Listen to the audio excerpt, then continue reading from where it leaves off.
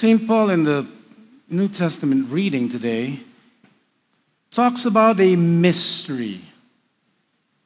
He says the mystery that once was hidden, which is now revealed, the mystery of Christ.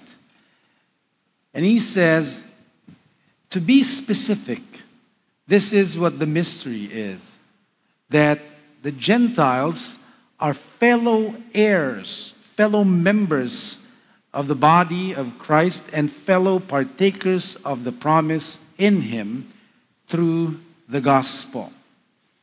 Gentiles.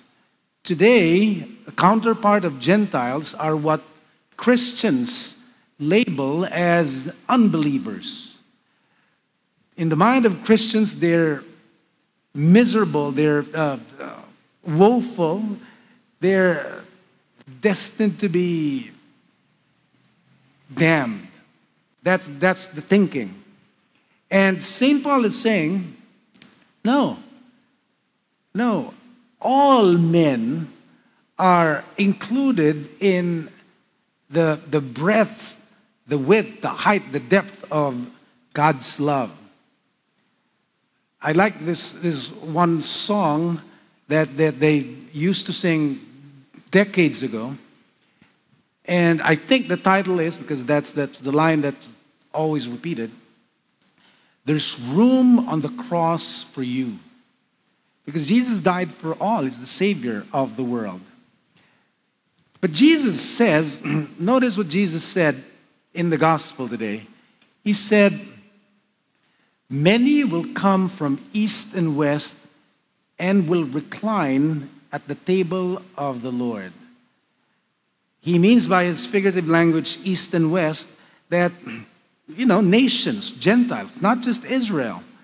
Many will come from all over the world. Even despite our categorization of them, morally, spiritually, or whatever their status is in relation to God. Many will come. The word many times means in the gospel, all. Many will come from east and west and will recline with Abraham, Isaac, and Jacob at the table of the Lord, meaning they will also partake of the promise to Abraham. That's the meaning of it. And then he says, but the sons of the kingdom will be cast out, and they will be in outer darkness where there will be weeping and gnashing of teeth. Jesus is using hyperbolic language. Hindi naman ibig sabihin nun, no? It's not a blanket exclusion of the heirs of the kingdom or sons of Israel. Nag-exaggerate lang siya. Sinasabi niya, meron na mga, siguro marami, na mga hindi makakatanggap ng kanyang pagpapala. Hindi dahil hindi ibinibigay ng Panginoon sa kanila, kundi dahil nire-reject nila. And that's the truth, that's the reality, that's the mystery that God has made all of us heirs, partakers of His promise. All of us. How come some of us don't partake of it, don't benefit from it? Well, some may still be ignorant of it, which is why we spread the gospel. We manifest the sweet aroma of the knowledge of God in every place. That's our mission. But some already know about it, but they reject it. And they mistake it for religiosity. Akala nila yung pagiging, banal, ibig sabihin, walang masama sa pagiging banal, pero ibig sabihin ko nun yung effort natin ang makakapagtulak o makakapagpilit sa Panginoon na bigyan tayo ng gantimpala. Always reminds us of the story of the prodigal son and his brother. The parable is really about his brother, the older brother, not the prodigal son. Also, it's really also about the love of the Father toward both sons. At alam naman natin, no, na yung dalawang anak refer to Israel and the Gentiles. And we all know the story, right? Yung isang anak, may pagka-disobedient, may pagka, sabihin natin, ano, sa simbahan, bastos, no? At gusto niyang, parang sinasabi niya sa tatay niya, hindi ko na mahintay na mamatay ka. Gusto nang makuha yung mana ko ngayon pa lang, buhay ka pa. Gusto ko nang makuha yung mana ko dahil hindi kita mahal. Ang mahal ko yung pera mo. You know, much like many of us Christians today, we really don't love God. We want His blessings, right? We're not after obeying Him and pleasing Him. We just want His blessings. We are like that in many cases, like the prodigal son. At yung tatay, sobrang bait. Pumayag dun sa ganong arrangement, ano? Yung isang anak na naman, naging faithful sa kanya.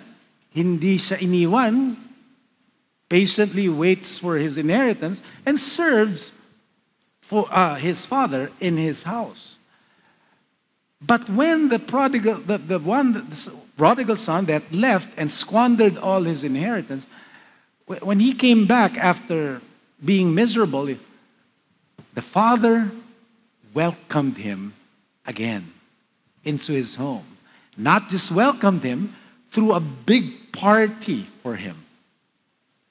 Truth of the matter is, the party was not just for the prodigal son. The party was for all his children.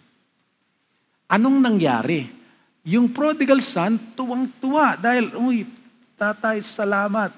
Hindi dahil sa pagsisisi ko, hindi dahil, hindi mo nga gustong marinig yung ano tawag dito, yung penance ko eh. Di ba? Hindi mo gusto marinig yung mga papangako ko sa'yo. Still unconditional. Yung pagtanggap sa kanya. Sabi niya, ang plano niya, sige, ganito ang gagawin ko. Papagsilbihan kita, kahit maliit lang yung sweldo ko, kahit hindi mo na ako ituring na anak.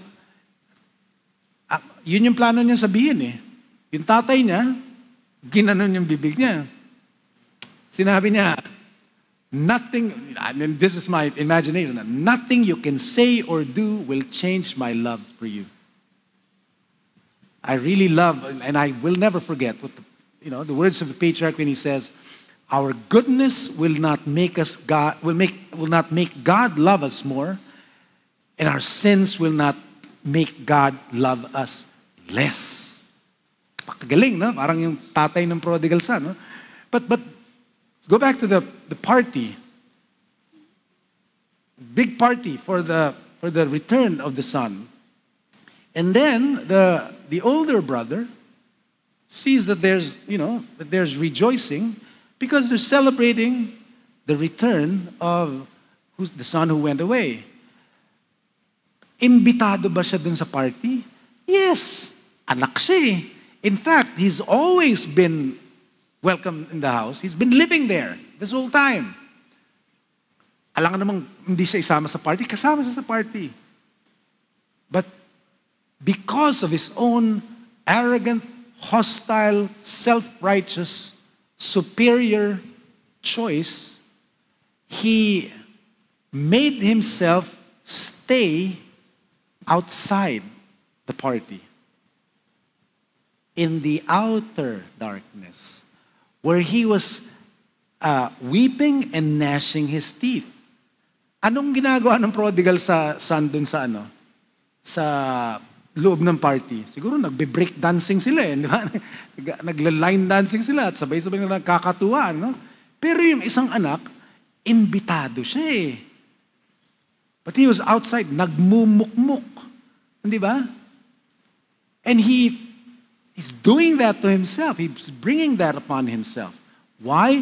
Because we are being warned by Jesus not to have such an attitude na buti pa ako, mas mabait ako dito kay ganito eh. Di ba? Ako, nagtatithe ako, nag-volunteer ako sa simbahan, Lagi ako nandyan, faithfully attending, and this and that. And that's all good. That's all good.